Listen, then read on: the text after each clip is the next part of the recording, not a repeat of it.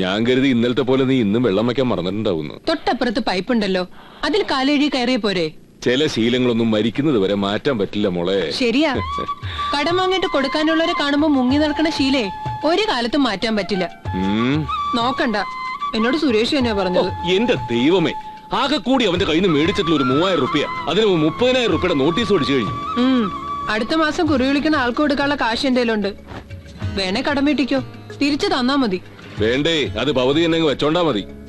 എന്നാ എന്റെ കയ്യിൽ നിന്ന് ചോദിക്കാൻ വാ, അപ്പൊ കാണാം. ഓടി കിടന്നു. പ്രഭേ, ഓ, നിന്നോട് ഗോമതിക്ക് എന്തോ പറയണോന്ന്. വല്യമ്മായിക്ക് എന്നോട് എന്തെങ്കിലും പറയാൻ അമ്മയുടെ സപ്പോർട്ട് എന്തിനാ? എന്താ വല്യമ്മായി? കാശിന്റെ കാര്യോ? അല്ലെങ്കിൽ ഇങ്ങനെ ഒരു ഇൻട്രൊഡക്ഷൻ ഉണ്ടാവില്ല. ആണെങ്കിൽ തന്നെ നിനക്ക് എന്താണ് ഇത്ര വലിയ ഛേദം? എന്റെ പ്രഭയോട് ചോദിക്കാനേ എനിക്കാരും സമ്മതമൊന്നും വേണ്ട. മോനെ പ്രഭാകര, എനിക്കൊരു 25,000 രൂപ വേണം. 25,000 രൂപയോ? ആ, എന്റെ അനിയത്തി ഭാനുമതിയില്ലേ, അവളുടെ മോക്കൊരു കല്യാണാലോചന. അതിനവൾക്ക് വയസ്സ് 17 കഴിഞ്ഞല്ലേ ഉള്ളൂ. ആണെങ്കിൽ എന്താ, വയസ്സ് അറിയിച്ചിട്ട് 4-5 വർഷമായില്ലേ. ഒന്നും പറയണ്ട എന്റെ പ്രഭേ. +2 പഠിക്കുന്ന പെണ്ണെ സ്കൂളിൽ പോണ ബസ്സിലെ ഡ്രൈവറായിട്ട് അങ്ങ് പ്രേമത്തിലായി. രാത്രിക്ക് രാത്രി ഒളിച്ചോടാൻ പോയ പെണ്ണിനെ ഭാഗ്യത്തിന് നമ്മുടെ ഭാനുമതി കണ്ടത്. അവന്റെ കൂടെ ജീവിക്കാൻ സമ്മതിച്ചില്ലെങ്കിൽ തൂങ്ങിച്ചാവുന്ന ഒറ്റ വാശിയില്ല പെണ്ണ്. അവസാനം ഇപ്പൊ അടുത്തതിന്റെ പിന്നത്താഴ്ച അതങ്ങ് നടത്തി കൊടുക്കാന്ന് അവരങ്ങ് തീരുമാനിച്ചു.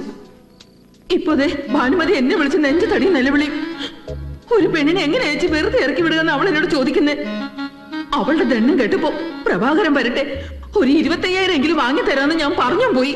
എന്റെ പൊന്നു പ്രഭാകര, നീ എനിക്ക് ഇത് എങ്ങനെയെങ്കിലും ഉണ്ടാക്കി തരണം. അത് പിന്നെ അമ്മായി, ഞാൻ ഒരു മുഴുക്കൂടി എന്റെ ഭാര്യയെ പോയതുകൊണ്ടല്ലേ ഭഗവാന് എനിക്ക് എന്റെ കൂടപ്പറപ്പിന് വേണ്ടി ഇങ്ങനെ ഇറക്കേണ്ടി വന്നത്. ഓ, ഇനി അലറി വിളിച്ച് നാട്ടുകാരെ കേൾപ്പിക്കണ്ട. 2 ആഴ്ച കഴിഞ്ഞല്ലേ കല്യാണം. നോക്കട്ടെ, സംഘടിപ്പിക്കാം.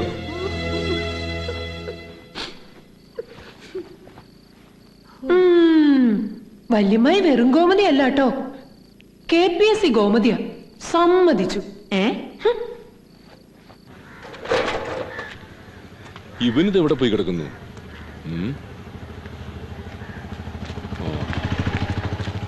അതെ, കട അവിടെ മലർക്ക തുറന്നിട്ടിട്ട് നീ ഇവിടെ വന്ന് സൊറ പറഞ്ഞിരിക്കുക. ആരെങ്കിലും അതിനകത്തേക്ക് കയറി പോയാൽ പോലും അറിയില്ലല്ലോ. പിന്നെ 2 സൈഡിലും കാവൽ സ്വർണ്ണക്കട. സ്വർണത്തേക്കാ വിലയുള്ളതാണ് അതിനകത്തുള്ളത്. അതെന്താണെന്ന് അറിയണമെങ്കിലേ ആദ്യം നീ അക്ഷരങ്ങളുടെ മൂല്യം എന്താണെന്ന് അറിയണം. മഹാത്മാവ് ആരായിരുന്നു? ഞാൻ ചോദിക്കട്ടെ, ഈ PK പ്രഭാകരൻ എഴുതിയ ഗാന്ധിജിയെ അടുത്തറിയുക എന്ന പുസ്തകത്തിന്റെ 5000-ഓളം കോപ്പികൾ ആ കടയിൽ കെടാച്ചടക്കായി കെട്ടിക്കിടക്കുന്നു. എന്താ ചെലവാകാത്തെ? അതിന്റെ കാരണം എന്താണെന്ന് നാട്ടുകാർക്ക് കാശിന്റെ മൂല്യം അറിയാവുന്നതുകൊണ്ട്. എന്തായാലും സ്വർണ്ണക്കടയേക്കാൾ മൂല്യം കറ നോക്കാൻ പ്രഭാകരൻ വേറെ ആളെ നോക്ക്. ഇപ്പൊ എന്താ അങ്ങനെ തോന്നാൻ?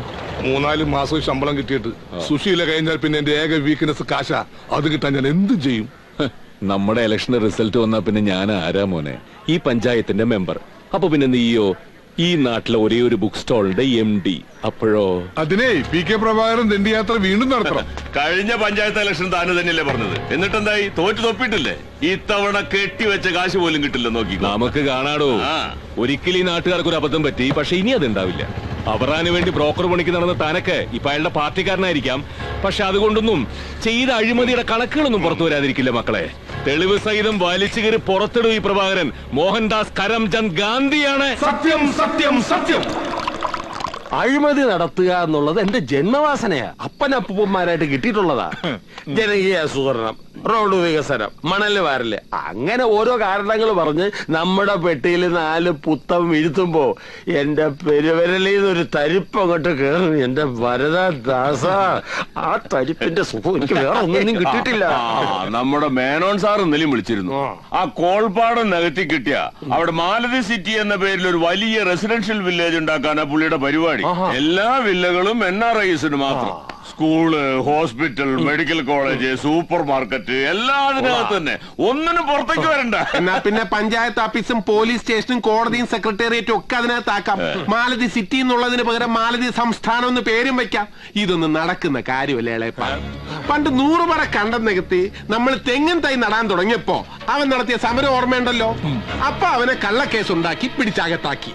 എന്നിട്ട് ആ ഗ്യാപ്പില് നമ്മൾ പാടം മുറിച്ച് വിൽക്കുകയും ചെയ്തു. ഇനി ഇത്തരം കളികളൊന്നും അവന്റെ അടുത്ത് നടപ്പില്ല. ഈ കുന്നും പുഴയും പാടുന്ന കേൾക്കുമ്പോ അവനെന്തിനാ ഹാലടക്കുന്നത്? അവന് കുടുംബസ്വത്തൊന്നല്ലോ. അവനെ പോലുള്ള ചിലർ സമരം ചെയ്യുന്നത് കൊണ്ടാ ഈ കുന്നും പുഴയും പാടവും ഒക്കെ ഇങ്ങനെയെങ്കിലും നിൽക്കുന്നത്.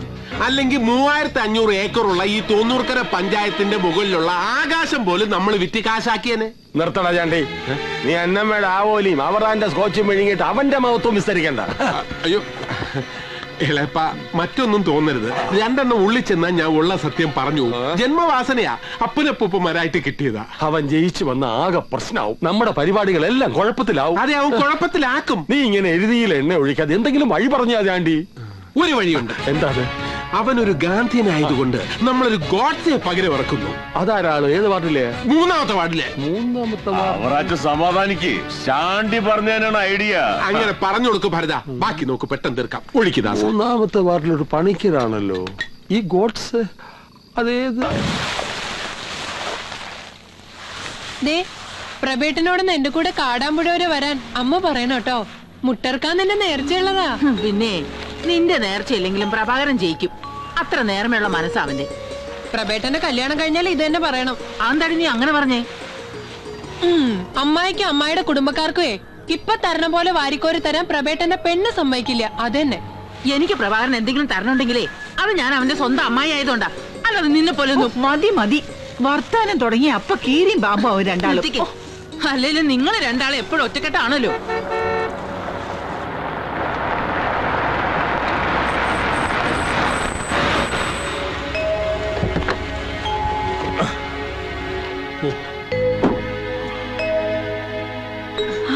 ഈശ്വര, രാമകൃഷ്ണനല്ലേ ഇത്?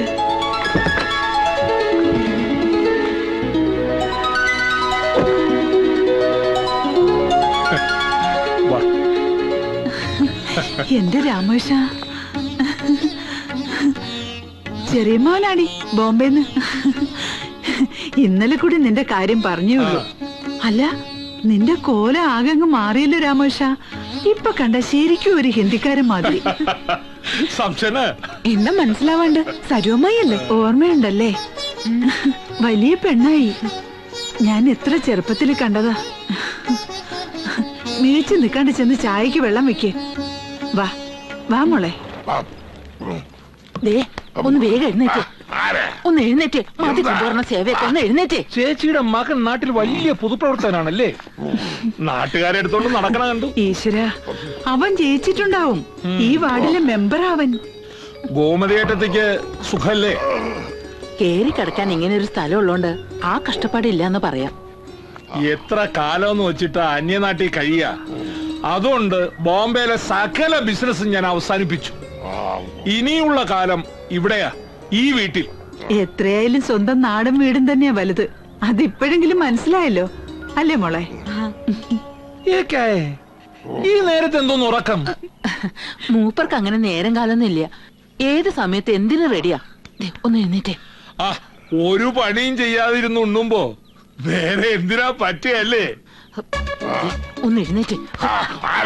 എന്താ? ഞാനാ ചേട്ടാ, രാമകൃഷ്ണൻ. ആര്? രാമകൃഷ്ണൻ. ഏത് രാമകൃഷ്ണൻ? കല്ലാപ്പള്ളി രാമകൃഷ്ണനോ അതോ അരിസ്റ്റക്കടയിൽ രാമകൃഷ്ണനോ? മയക്കം വിട്ടിട്ടില്ല. സോജ സോജ. വാ മോളെ. ഏത് രാമകൃഷ്ണനാണ് ഈ അകത്തേക്ക് പോയത്? നിങ്ങളുടെ അനിയൻ രാമകൃഷ്ണൻ. അവൻ നിന്റെ ആരാ? ഓ എന്റെ മനുഷ്യ, നിങ്ങളുടെ അനിയൻ രാമകൃഷ്ണനും മോളും ബോംബെന്ന് വന്നു. ഇനി ഇവിടെ സ്ഥിരതാമസം. എന്ന് വെച്ചാ എന്താ, നമ്മളൊക്കെ ഇവിടെ നിന്ന് ഇറങ്ങി കൊടുക്കണമെന്ന് അത്ര തന്നെ.